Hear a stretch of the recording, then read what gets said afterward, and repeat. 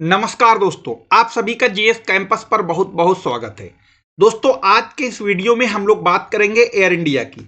जी हां, ये वही एयर इंडिया जो टाटा एयरलाइंस के नाम से शुरू हुई थी। 1953 में एयर इंडिया बनी और इसे फिर से अब टाटा ग्रुप ने ही खरीद लिया। यानी कि कह सकते हैं कि एयर इंडिया की घर वापसी हो गई। तो इस टाटा एयरलाइंस से शुरुआत से लेकर और घर वापसी तक का इस पूरा सफर इस 5 से 7 मिनट के वीडियो में देखते हैं। तो आइए देखते हैं। तो सबसे पहले आपको यहां पर यह बता दें कि एयर इंडिया है, यह कोई हमेशा से सरकारी कंपनी नहीं थी। असल में था क्या, भारत के जाने पहचाने प्रतिष्ठित उद्योगपति जिन्हें जेआरडी टाटा कहा जाता है, इन्होंने 1932 में एक एयरलाइंस शुरू की और इसी एयरलाइंस को टाटा एयरलाइंस के नाम से जाना गया। यहां पर आपको एक छोटी सी जानकारी और बता दें, ये वही टाटा ग्रुप है या वही जेआरडी टाटा हैं जिन्होंने भारत का पहला निजी क्षेत्र का स्टील प्लांट 1907 में जमशेदपुर में लगा था। यानी आज की डेट में उसे जमशेदपुर कहा जाता है, टाटा नगर कहा जाता है, जो कि झारखंड में है, स्वर्णरेखा नदी के किनारे है। खैर, अब बात करेंगे एयरलाइंस की। तो जो एयरलाइंस टाटा ग्रुप ने यानी टाटा ने शुरू की थी 1932 में, उस टाइम अंग्रेजों का शासन था। तो ये जो एयरलाइंस थी, एक हफ्ते में यानी वीकली फ्लाइट थी ये, और ये कराची से मद्रास तक जाती थी और हफ्ते में सिर्फ एक दिन, और बंबई और अहमदाबाद होते हुए। ये 1932 से शुरू हुई और 1948 तक ये अपना काम टाटा एयरलाइंस के नाम से करती रही।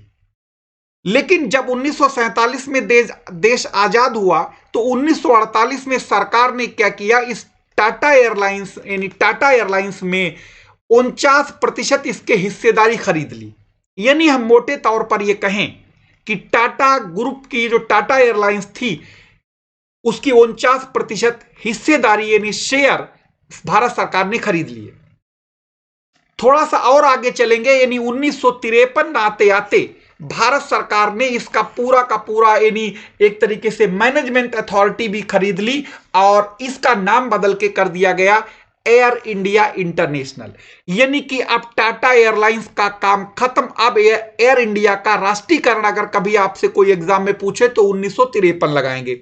यानी कि 1932 में टाटा एयरलाइंस शुरू हुई और 1948 तक आते आते ये मतलब सरकार की एक तरीके से कह सकते हैं सरकार की छत्र छाया में आने लगी और 1953 में सरकार ने इसका पूरी तरीके से राष्ट्रीयकरण कर दिया और इसका नाम बदल के टाटा एयरलाइंस से एयर इंडिया कर दिया गया, यानी एयर इंडिया इंटरनेशनल।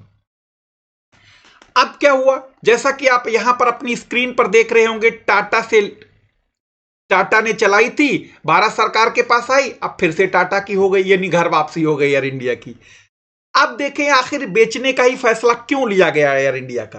तो जैसा कि आपको पता होगा कि बहुत लंबे अरसे से एयर इंडिया कर्ज के बोझ तले दबी हुई चल रही थी। यानी उड़ जरूर ये आसमान में रही थी, लेकिन ये बहुत लंबे कर्ज तले यानी डूबी हुई थी। यानी ये पैसेंजर से के बोझ से कम दबी हुई थी, बल्कि लोन से ये ज्यादा दबी हुई चल रही थी। यानी कि ये कह सकते हैं कि बहुत भारी कर्ज में डूबी थी, बहुत घाटे में चल रही थी। सरकार ने कई बार इसको बेचने के मतलब कोशिश की, लेकिन कामयाबी नहीं मिली।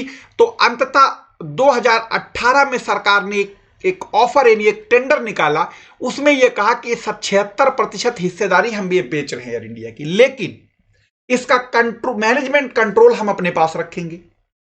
तो जितने भी उद्योगपति थे, क्योंकि छोटी मोटी चीज तो थी नहीं जो कोई भी आदमी खरीदने पहुंच जाए, तो कोई भी उद्योगपति ने इस शर्त के ऊपर पैसा लगाना उचित नहीं समझा, क्योंकि सरकार के पास 76% यानी सरकार के पास 24% हिस्सेदारी रहेगी और कंट्रोल उनका रहेगा। तो ये किसी के गले बात उतरी नहीं, तो कोई भी उद्योगपति इसमें पैसा लगाने को तैयार नहीं हुआ। तो सरकार को लगा कि शायद इसलिए लोग नहीं इसको खरीदना चाह रहे हैं। तो सरकार ने क्या किया कि उन्होंने दूसरा प्रपोजल दिया, यानी टेंडर बदल दिया और अब के लिए कहा कि इसकी हिस्सेदारी भी हम बेच रहे हैं और मैनेजमेंट अथॉरिटी भी बेच रहे हैं। तो इस पर बहुत सारे उद्योगपतियों ने इंटरेस्ट दिखाया, बोली लगाई। जैसा कि आपको जानते हैं कि जब कोई चीज बिकती है तो जब ज्यादा जो पैसा देगा उसी को दी जाएगी। तो इस बोली में सबसे ज्यादा जो बोली है वो टाटा सन्स एयरलाइंस के द्वारा लगाई गई, यानी आप मोटे तौर पे कह लेंगे टाटा ग्रुप के द्वारा 18,000 करोड़ रुपए की बोली लगाई गई। एक आपने एक और नाम सुना होगा स्पाइस जेट, जो कि एक निजी क्षेत्र की कंपनी है। इसने जो बोली लगाई वो 15,000 करोड़ की थी, यानी 3,000 करोड़ का अंतर था। तो अंततः भारत सरकार ने टाटा एयरलाइंस को इसकी जो है टाटा को ये देने का फैसला किया। तो कुल मिला के ये कह सकते हैं कि भारत सरकार टाटा ने ऊंची बोली लगा के एयर इंडिया को फिर से अपने फेवर यानी पाले में कर लिया, जहां से ये टाटा एयरलाइंस के नाम से शुरू हुई थी। तो ये तो हो गया टाटा एयरलाइंस से लेके एयर इंडिया तक का सफर और एयर इंडिया से फिर से टाटा के पास जाने तक का सफर।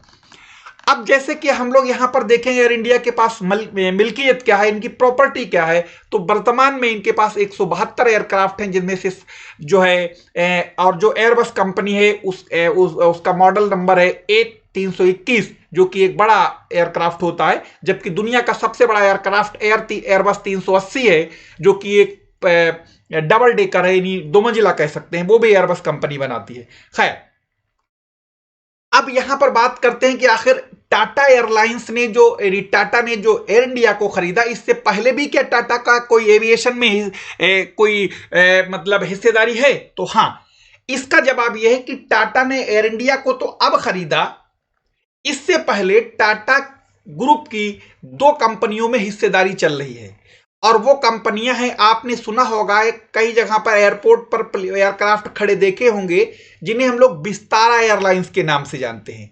असल में क्या है, जो विस्तारा एयरलाइंस है ये टाटा ग्रुप और सिंगापुर एयरलाइंस का एक ज्वाइंट वेंचर है, यानी कि इसमें पार्टनरशिप है। पार्टनरशिप का मतलब इसमें 51% हिस्सेदारी टाटा ग्रुप की है और 49% हिस्सेदारी इसमें सिंगापुर एयरलाइंस की है। अब याद रखिएगा, जिस कंपनी के पास 50% से ज्यादा हिस्सेदारी होती, ऑनरशिप उसी की होती है। तो कुल मिला के आप कह सकते हैं विस्तारा की ऑनरशिप टाटा के पास है। दूसरी एक कंपनी है जिसे एयर एशिया कहा जाता है।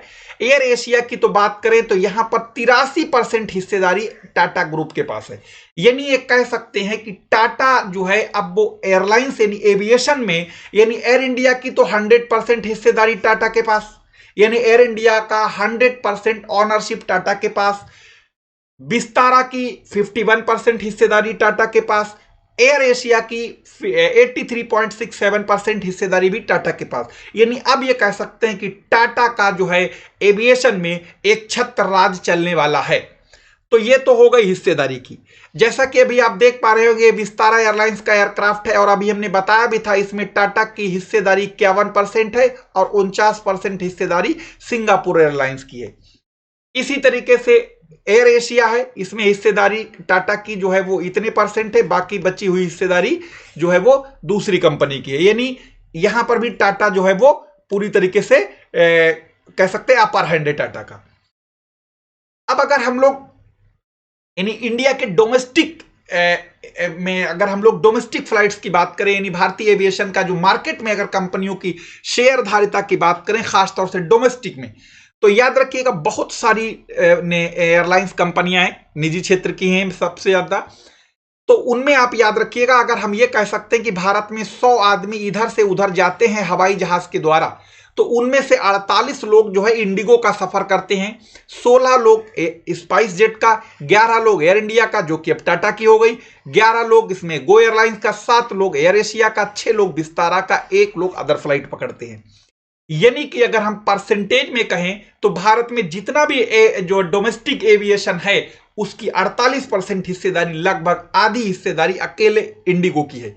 तभी आपने देखा होगा कभी एयरपोर्ट पे जाइए तो इंडिगो के फ्लाइट ही खड़ी दिखाई देंगे, कई सारे एयरक्राफ्ट खड़े दिखाई देंगे, या कभी कोई देखा होगा आपने कोई निजी फ्लाइट से कोई एयरक्राफ्ट जा रहा हो तो उस पर भी देखना यही कलर दिखता है ज्यादातर, क्योंकि इसके सबसे ज्यादा इसका जो है मार्केट पर अपर हैंड है। तो कुल मिला के यानी डोमेस्टिक अगर हम लोग मार्केट की बात करते हैं तो इंडिगो जो है टॉप पे चल रही, लेकिन आधी हिस्सेदारी लगभग इसके पास अकेले है, यानी पैसेंजर के टर्नओवर की बात कर रहे हैं। ठीक है, ये निजी क्षेत्र की कंपनी है और अब तो सभी निजी क्षेत्र हो गई, सरकारी क्षेत्र गायब ही हो गया, क्योंकि एकमात्र एयरलाइंस थी जो एयर इंडिया जो सरकारी क्षेत्र की थी वो इतना कर्ज तले डूब गई थी कि शायद इतना पैसेंजर का बोझ उसे उड़ाने में दिक्कत नहीं थी जितना कि कर्ज को उड़ाने में दिक्कत हो रही थी। इसलिए एयर इंडिया, जो कि टाटा एयरलाइंस के नाम से 1932 में शुरू हुई थी, अब फिर से टाटा की हो गई। यानी टाटा से चली थी, अब फिर से टाटा के पाले में चली गई। यानी मोटे तौर पर यह कह सकते हैं कि एयर इंडिया की घर वापसी हो गई। फिर मिलेंगे किसी नए वीडियो में इसी तरीके की इंफॉर्मेशन के साथ। धन्यवाद।